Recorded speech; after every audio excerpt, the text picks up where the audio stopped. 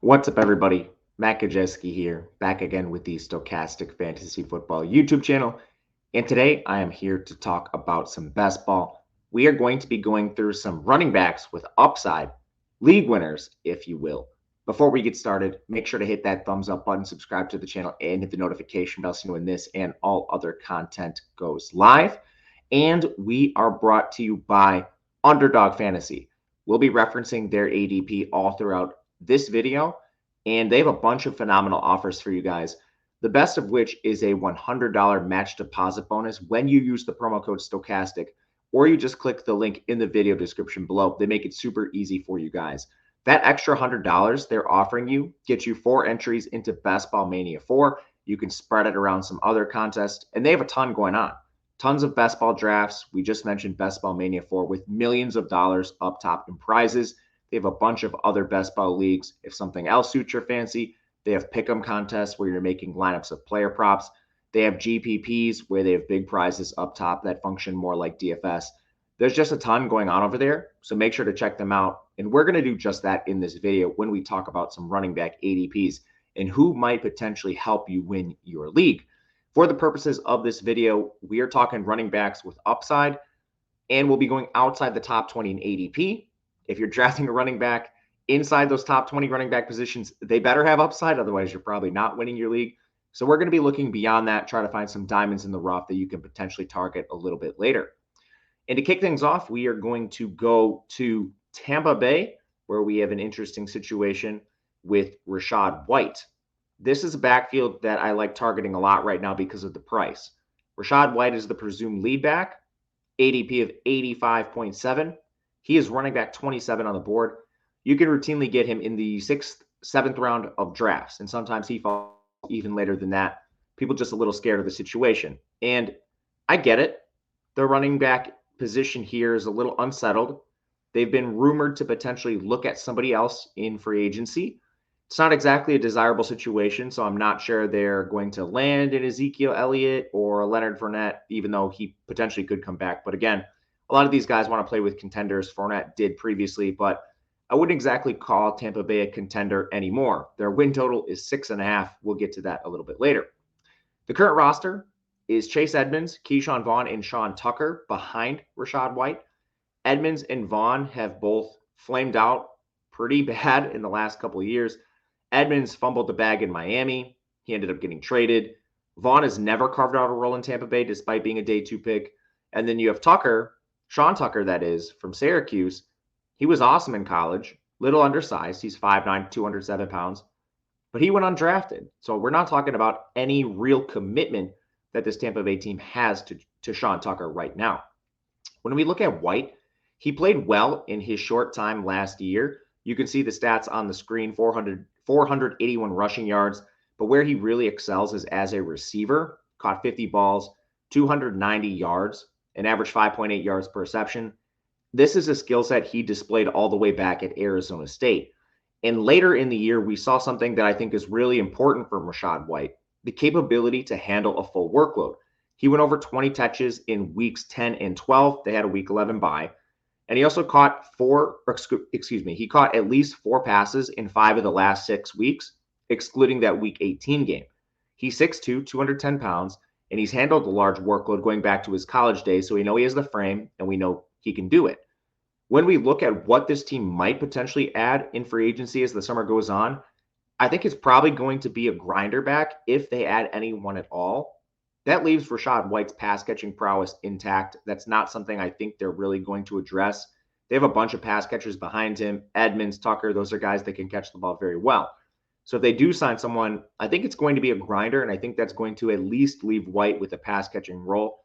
And then if they don't, sky's the limit for White. This is a guy that could legitimately end up with 250 touches if the backfield remains as is. Now, the Bucs are going to be bad. It's not like this team is going to score a lot of touchdowns, but that actually might help White to a degree. He's the pass catching back.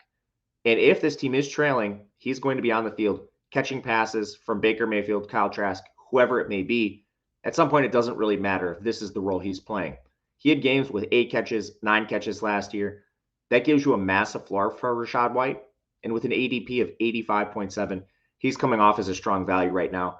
We currently have him as our RB27 in the ranks, but that's still slightly ahead of ADP where you're going to get him in our ranks, which we plan to stay on ahead of schedule throughout the summer. Speaking of which, if you are interested in our ranks, which you should be, we have them for Underdog, DraftKings, Drafters, all the major best ball platforms.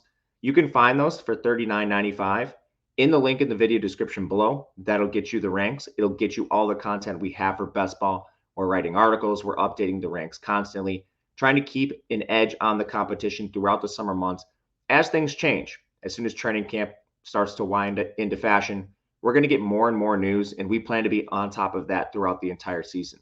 So if you like what you see, click the link in the video description below. Get all that content. It'll be right there for you. Going to our next back, we have an interesting one here. This is one I'm actually really excited to talk about. Javonte Williams for Denver. There's been some reports out of Denver, and I personally don't think the field is reacting enough here. Javonte Williams on Underdog has an ADP of 94. He's running back 29. We know why. This is an injury situation with Javonte Williams. Played 4 games last year. You're seeing the stats on the screen from those 4 games. Tough to evaluate much from them, but he tore his ACL, his LCL, and his PCL. He's already returned to OTAs. That's a little bit insane to me. He was in a knee brace while he did so, but we're talking a legitimate limited participation in drills. There's footage of this. You can look it up on the Twitter account from the Denver Broncos. You can look it up on the internet. He wasn't rehabbing. He was participating in drills with that knee brace. This was in May. He has another 3 months to prepare and rehab to get back for game action. There's a very real chance he's ready to go for week 1. Now, maybe he doesn't handle 20 touches right away in week 1, but people are drafting Samaje Perine as if he could handle the whole backfield to himself, and Javonte Williams just might straight up miss some time. As we continue to get positive reports on Williams, this looks less and less likely. Not to mention, Perine's been largely average throughout his career. Now, he's more of the Jamal Williams type where he does a lot of things well. He's not extraordinary at any of them. So coaches are comfortable getting him on the field. But when you have a premier runner like Javonte Williams getting healthier and healthier, Perine's role is starting to look a little shaky here. Denver's win total is 8.5. This team is going to be good. Beat writers across Denver expect this team to ride the run with their current roster. They have Sean Payton coming in as their new head coach. Russell Wilson suffered from severe regression in 2022. All indications are that this team is going to rely on their tandem of backs, Javonte Williams and Samaje Perine. Last thing here with the Williams injury, he should get stronger throughout the season. Maybe he starts the year off a little limited, but the money weeks, especially for these best ball mania tournaments with millions of dollars, you want your players peaking at the right time. And that right time is weeks 15, 16, 17. The further removed we are from this injury, the stronger Williams should be and the better his role should become. We currently have him at RB22. We are very aggressive on Javonte Williams. It looks like we're just projecting him for more of a role compared to some others in the industry. And as long as these practice reports stay in line with that, we're going to continue to be above ADP on Williams. He's one of my favorite mid-round running backs. Ton of upside to potentially win your league. Last one here. We're going to get in the weeds a little bit more. Antonio Gibson, Washington, ADP of 103.6 on Underdog. He is running back 34. A little more nuance with this. We saw the team draft Brian Robinson last year. So the role changed for Gibson, 149 carries, 546 yards. Receiving role, still very good, actually career highs in receiving. 46 receptions, 353 yards. We know he has that role. Whether Brian Robinson factors into this backfield more or not, Gibson's the pass catcher. But when we look at running backs with at least 100 carries, Robinson was 38th in yards after contact. He was 25th in forced missed tackles. He was largely just an average runner. Now, giving some credit to Robinson, he was shot in the preseason, and it took him a little while to come back. But he wasn't much better than Gibson in any of these numbers. When we look back to 2021, Gibson actually played really well. He had over 1,000 yards rushing, caught 42 passes. And this year, he dealt with an injury. He actually had foot surgery at the end of the year to address this injury that he played through most of the season, which could potentially rationalize away some of that limited production, especially in the efficiency metrics. I think there's a chance here, a non-zero chance at least, that Gibson just straight out beats Brian Robinson for the lead role in this backfield. But even if that doesn't occur, at this ADP, you still have the pass catching to fall back on. If Robinson were to ever get injured, Gibson's a big runner. He has the frame to actually handle a 3-down workload, been injured a lot himself. But with all this said, we have Gibson at RB 31, currently above his ADP.